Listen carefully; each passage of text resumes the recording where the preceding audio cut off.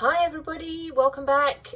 This is week 9 of Phil 375, which means we're really heading into the final stretch now. And we're going to start thinking in earnest about preparing the final writing for this course. So, as I've mentioned in previous week, the draft of your final writing is due on March 31st. And then the final version is due a couple of weeks after that. So that's about 2 weeks from now that the first draft is due.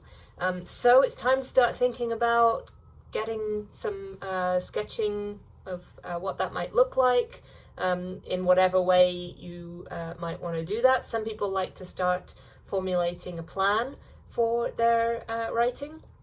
Other people like to just start writing and kind of look for the voice or the right words to come through that way. And then once they've got something on the page, just sort of start editing, moving things around, etc. Those are two very different but perfectly acceptable ways to go about starting a piece of writing. The thing that you'll want to do, I think, pretty early on is decide on the genre that you want to write in. And I mean, not necessarily you have to be very specific, like, oh, it's going to be science fiction or it's going to be whatever, fantasy, or but you wouldn't want to think about whether it's going to be fiction or poetry or a screenplay for a TV episode or a stage play or whatever else it might be. So the only requirement is you're going to write about 1,500 to 2,000 words. I'm assuming that a lot of people will choose to write a short story, a short fictional story, because that's a fairly standard kind of thing to do, and it's a lot of fun. So if you don't know what else to do, I would probably suggest starting there. Write a short story, 1,500 to 2,000 words. But if you do have something else that you want to do, especially if it's something that would require far fewer words naturally, like if, for example, you want to make a comic or part of a graphic novel, then talk to me first about the genre that you want to write in or you want to produce your work in, so that we can agree a different guideline for length, because the word count is sort of based on the assumption that you're using a wordy form like a short story. If you want to write poetry or if you want to write comics, just drop me a line and we can think about how to set a good guideline for how much you're going to do. Okay. This part of the course, so this particular week, I wanted us to focus on, as you're starting to think about putting pen to paper or fingers to keyboards or whatever it is that you want to do, I want us to think about what the writing is for. So, you all had a chance last week to try something out, just, do a very, very short piece of fiction, very, very short stories. But this week we're going to, and that was really just playtime, just, get something done, get something out there, mess around, see what happens. This week, I want to think about the fact that you're going to spend a few weeks writing this piece for the final submission. And so, that's a chunk of time in your one mortal life, as my friend Carla often says. And you're going to choose to spend it on this. And so the question of what you can do with that, or why you want to make something of a particular kind, is a good one to think about, right? And maybe ultimately you'll decide the only reason you want to do it is to get your grade for this course. That's okay, but maybe there are other things you can do as well alongside that, and maybe you have some other goals in mind for your writing. And so this week, what I wanted to do for the intro video is to introduce and sort of talk about various other writers, especially those who had philosophical concerns in their writing, and why they wrote and what they thought their writing could do or what it was for. And so none of them are kind of telling you the right answer, obviously, and there are many, many more people that you could look at, but this might give you a kind of a sense of the range of what's possible, or what some people think is possible with writing. And so we've actually already had Sartre's essay Why Write linked from the Canvas page. But if you didn't read that one yet, this would be a really good week to take a look at that one, because he's literally answering the question for himself, why write? There's also going to be, and because he's one of our authors, that's particularly relevant, there's also going to be a link, I'll put that on Canvas today, to a video interview with Jorge Luis Borges, who's one of our other authors that we read, talking about writing and the process of writing and what he thinks it can do, or what he thinks his writing does, or what it's for. So those are going to be linked. I'm not going to talk about them so much right now, because I think you can go and sort of explore those for yourselves. I'll put a link in there as well to George Orwell has an essay called Why I Write that's quite well known, and it's another sort of answer to that question. And he is certainly a writer who was a lot of his writing was infused with philosophical and political and ethical ideas. So I'll pop a link to his essay on the Canvas as well, so you can take a look at all of those. But I wanted to talk through, and I'm actually just going to read little snippets from a few other people, and these are going to be folks that we haven't talked about yet in this course. So I'll just introduce them very briefly. I've got three writers, and some of their thoughts on what they were writing for. So I'm going to start with Walter Benjamin, who was a German philosopher, essayist, and sort of a cultural critic. So he wrote a lot about culture and literature and art and things like that. He was around in the first half of the 20th century. He was Jewish, and he actually died trying to escape from Nazi France. So that's why his life was fairly short. He wrote an essay that I'm going to quote a little passage from, or a couple of passages from, called The Storyteller, which is about the work of another author, a particular storyteller called Nikolai Leskov. And I'm going to read from, he wrote in German, so I'm going to read from the translation by Harry Zorn. It's just a sort of reflection on what storytelling is and what it's for. But in particular, what Benjamin does is compare storytelling to information. And he says these are different things, and they're in a sort of tension with one another. So here's Benjamin. If the art of storytelling has become rare, the dissemination of information has had a decisive share in this state of affairs. Every morning brings us the news of the globe, and yet we are poor in noteworthy stories. This is because no event any longer comes to us without already being shot through with explanation. In other words, by now, almost nothing that happens benefits storytelling. Almost everything benefits information. Actually, it is half the art of storytelling to keep a story free from explanation as one reproduces it. The most extraordinary things, marvelous things, are related with the greatest accuracy, but the psychological connection of the events is not forced on the reader. It is left up to him to interpret things the way he understands them, and thus the narrative achieves an amplitude that information lacks. Okay, so there is Walter Benjamin making a very clear distinction between the provision of information, which, as he sees it, comes with explanations already attached to it, and storytelling, which deliberately withholds explanation. So it will present events, maybe extraordinary or marvelous things, in great detail with great accuracy, but it will not give you the explanation. It won't force you to draw certain connections between them. it will let you do that. And that's how it becomes strong, in a way that information isn't. That's the theory on offer there. So I'm just presenting these ideas to you. I'm not saying they're necessarily correct, but I think they're at least interesting, and I wanted you to have a chance to think about these things. I'll put a link to the whole of Benjamin's essay, so you can read the whole thing if you want to. But I'm just going to read one more passage from him. So he also says, "The value of information does not survive the moment in which it was new.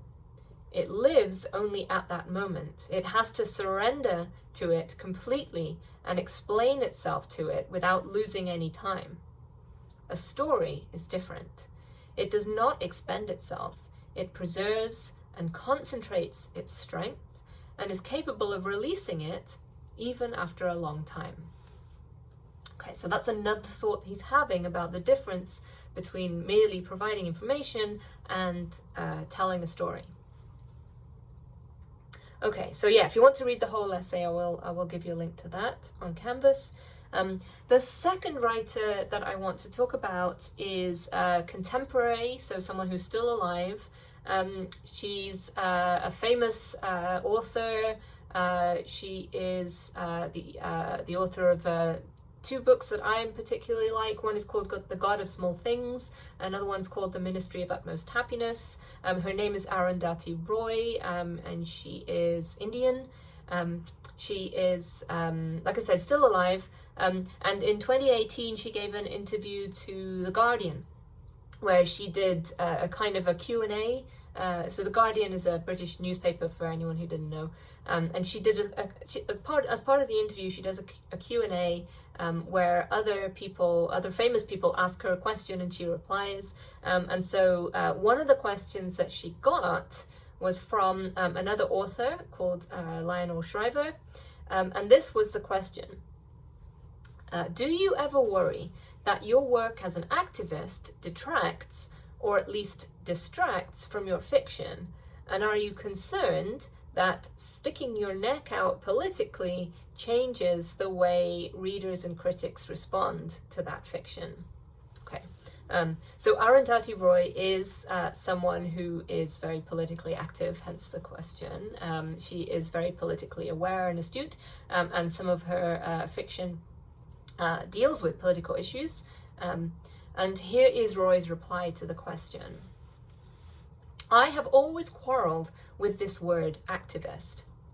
I think it's a very new word, and I don't know when it was born, but it was recently.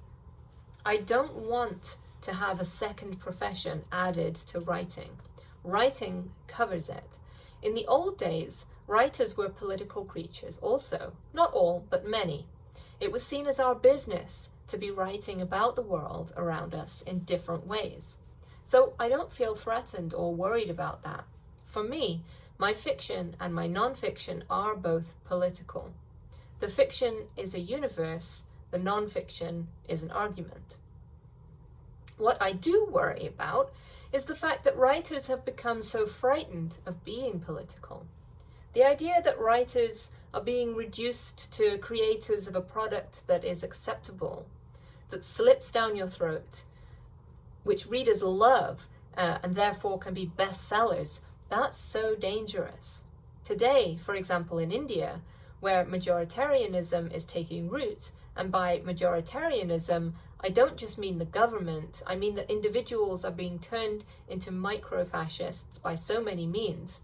It is the mobs and vigilantes going and lynching people. So more than ever, the point of the writer is to be unpopular. The point of the writer is to say, I denounce you, even if I'm not in the majority. Okay, so that's all in response to that question about whether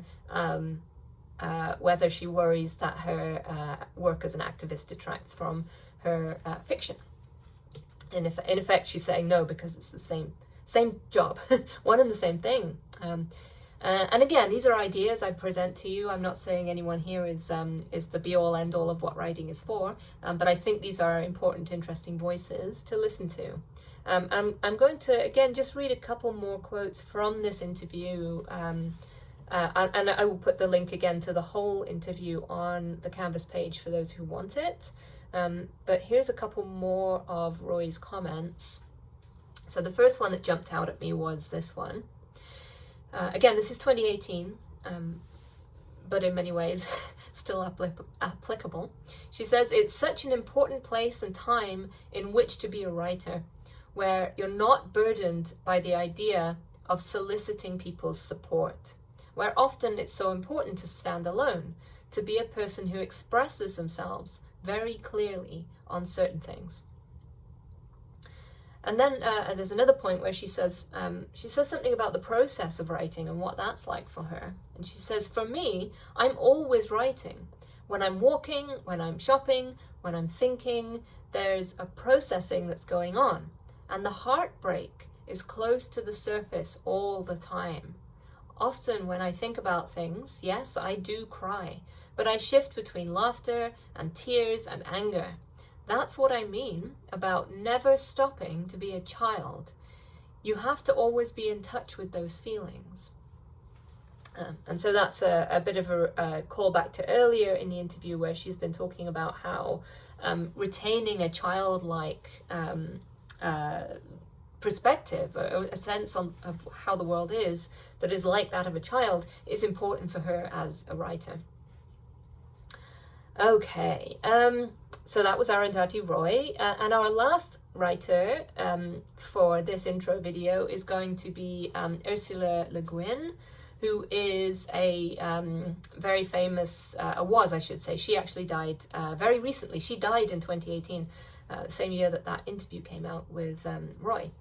So Ursula Le Guin was a very famous American science fiction fantasy author, known for the Earthsea series. Some of you may be familiar with. She gave an interview to a guy called Jonathan White, and he collected interviews with various people. He conducted them on a boat, and he published them in 2016.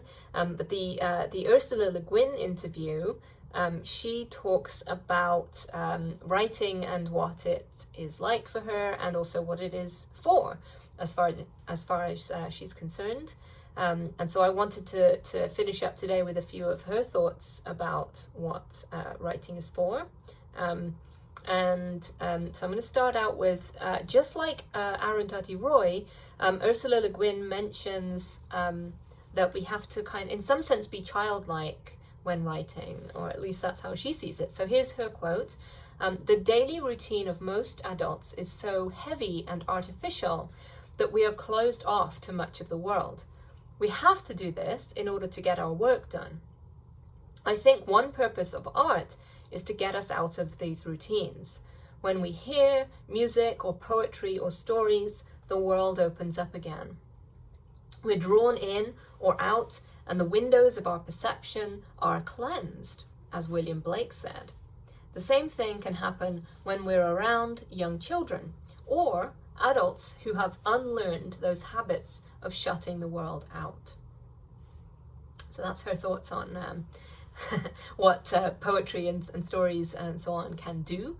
And I also wanted to mention, there's a part where she talks about history and the role of fiction with respect to history, and she says this: history is one way of telling stories, just like myth, fiction, or oral storytelling.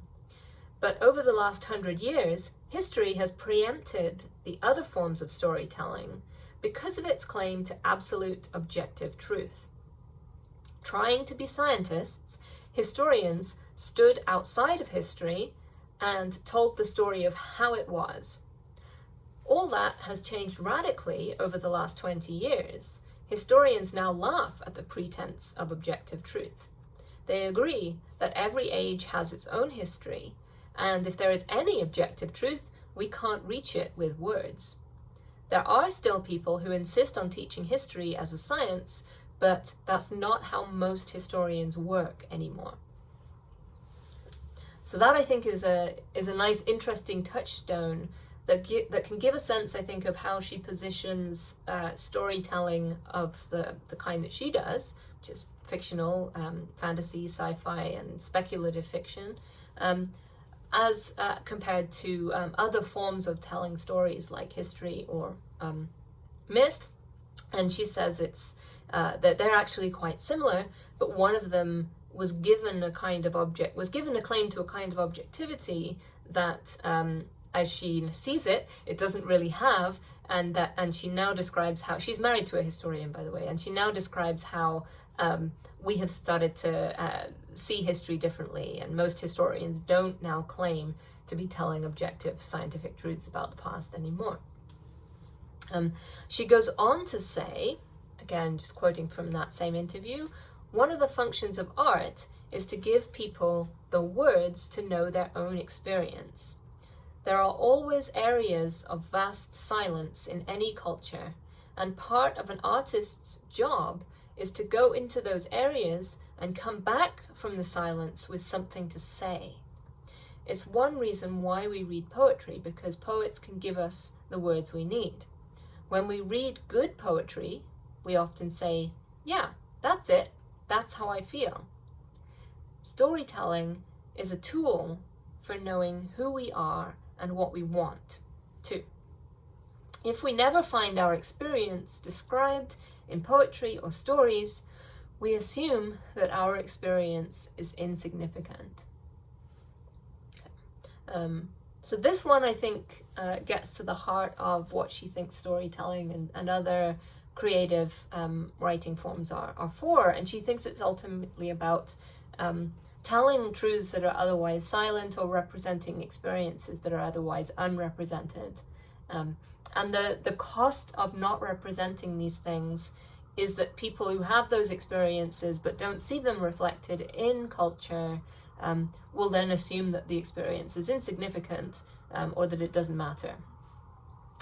And so she sees the role of the creative writer as holding up ways of understanding those experiences, giving them the right words, giving people the right words to express those experiences or understand them, but also show that they're not insignificant. They matter enough that somebody else wrote about them.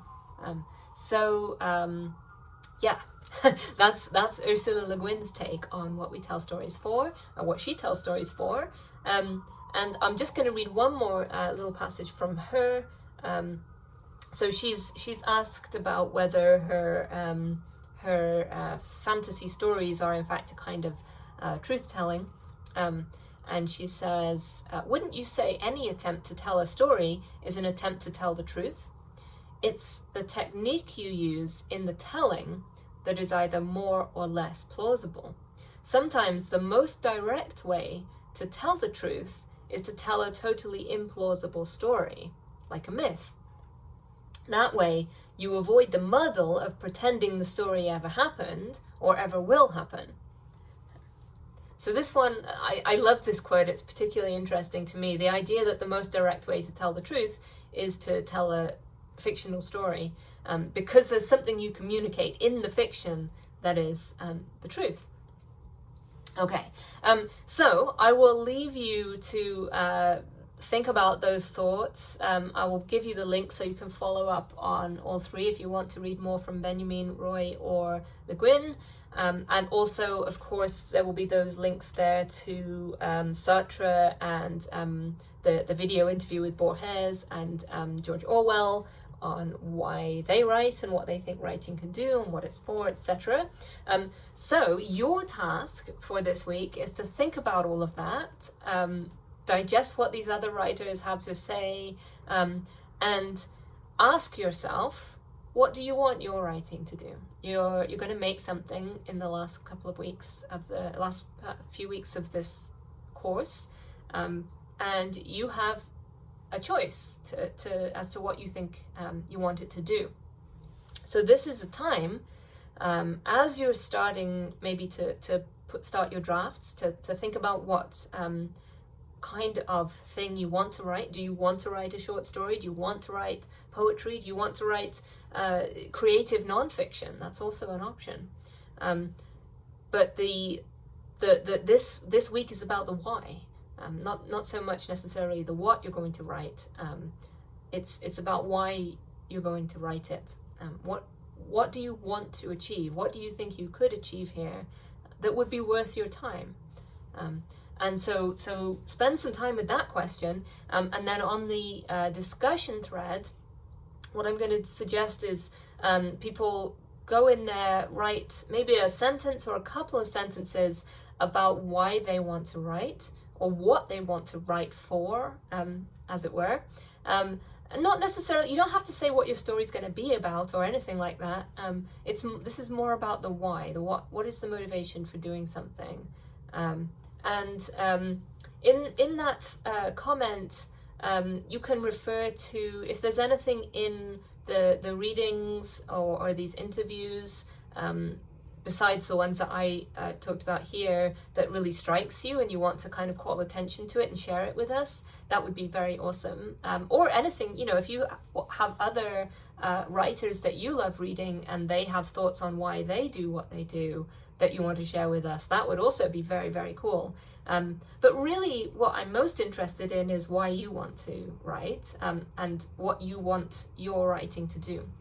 So make sure you do mention that somewhere, as well as letting us know if there's something in these other writers that particularly strikes you as important or interesting.